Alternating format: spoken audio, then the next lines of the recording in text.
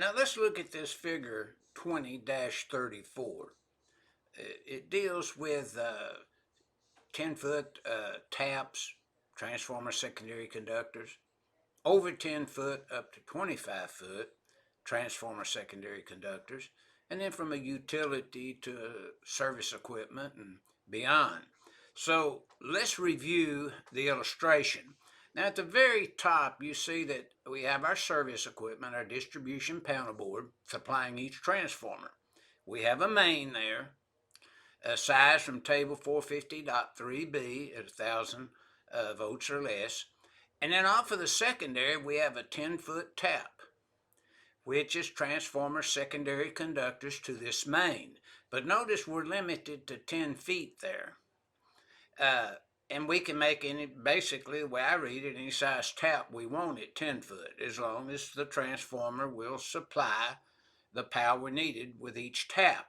But now, you look at the termination of that 10-foot tap to that overcurrent device, it's any distance in.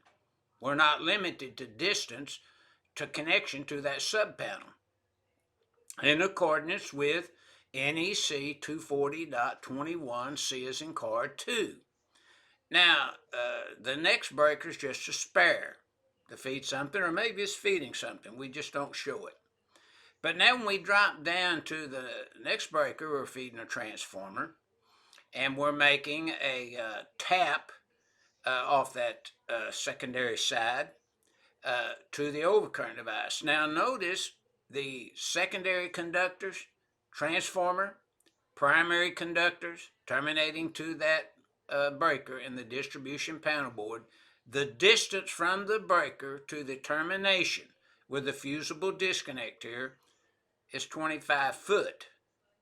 So that's including primary conductors, transformer, and secondary conductors, but they cannot, the whole installation cannot exceed the 25 foot maximum in accordance with 240.21 B3 and B5 in the NEC. Now the next illustration, we got the same thing. We have a main, size from our table 450.3b, and there's no limit to how far you could route that to that separately derived system. All these are separately derived systems in accordance with the grounding 250.30. By definition of a separately derived system, Article 100. Now notice we're tapping here over 10 foot up to 25 foot, and it could be a commercial tap. It could be just a regular tap, industrial tap. And then notice once we terminate it, we can't extend the conductors more than 25 foot, you see there. But once we hit that main, it's any distance in over again to the connection to the subpanel. And then we do have some rules now for this 25 foot. The main in that panel board has to protect the conductors and the output of the transformer if you're over 10 feet up to a 25 foot tap. And again, here we're in accordance with 240.21C3, and that'd be an industrial tap. C6, that could be any tap, commercial or whatever, see. But the industrial tap is 240.21C3. Now notice if you have a utility outside on a pad, transformers on a pole, whatever it may be, there's no distance to regulate how far those transformer secondary conductors could be routed. But once we hit the service equipment and we have a main, then there's no distance it would be routed to our equipment, like a subpanel, whatever. This could be a switch gear where the single main is.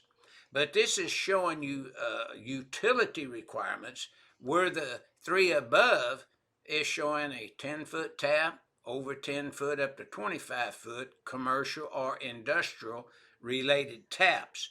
Now in the figure 20-34, you have a note. And the note says C240.92C as in car and 240.92E as in Ed. And those taps there now are supervised industrial location taps. You'd have industrial supervised locations, and you could have a tap over 25 foot up to 100, and then any length that you wanted, long as you followed the 240.92E requirements. Now, these are taps off the secondary of a transformer, which we call transformer secondary conductors. So that's what our figure 20-34 is illustrating. These three basic taps, plus a utility transformer routed to the service equipment with an overcurrent device protecting a feeder going over to a sub-panel switchboard, which would be our panel board in accordance with 408.36 of the code.